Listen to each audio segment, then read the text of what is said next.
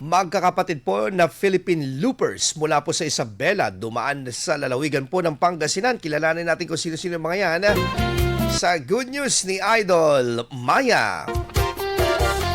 104.7 Krisis sa langis pero gustong libutin ang buong Pilipinas. Walang problema basta sakay ka ng electric vehicle. Yan ang pinatunayan ng Tikboy Brothers mula sa Burgos, Isabela. Tinaguriang Philippine Loopers e-trike edition ang paglalakbay ng magkakapatid na sina John Raymond Torres, Prince John Torres at John Kendrick Torres o mas kilala bilang Tikboy Brothers. Sinimulan ng magkakapatid kasama ang kanilang ama ang kanilang paglalakbay noong Marso 22 ngayong taon kung saan target nilang marating ang mga lugar sa Luzon hanggang Mindanao na sakay lang ng kanilang e-trike upang masungkit ang Guinness World Record nito. Dumaan na ang mga ito sa ilang probinsya sa norte gaya ng Cagayan, Ilocos Sur at sa La Union hanggang makarating dito sa Pangasinan. Base sa kanilang Facebook page, nag-enjoy ang magkakapatid sa San Fabian Beach, nagkaroon ng ilang bagong kaibigan sa Malasiki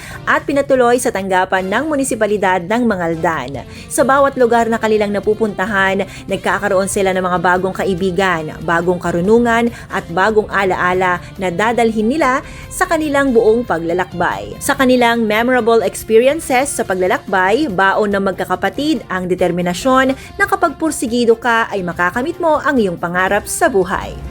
Yan ang ating good news. Ako po si Idol Maya, Tatak, IFM. IFM News. IFM News.